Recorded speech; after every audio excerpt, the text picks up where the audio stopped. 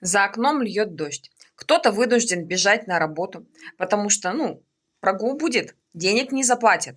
А я, сидя дома с телефоном в руках, зарабатываю деньги в интернете.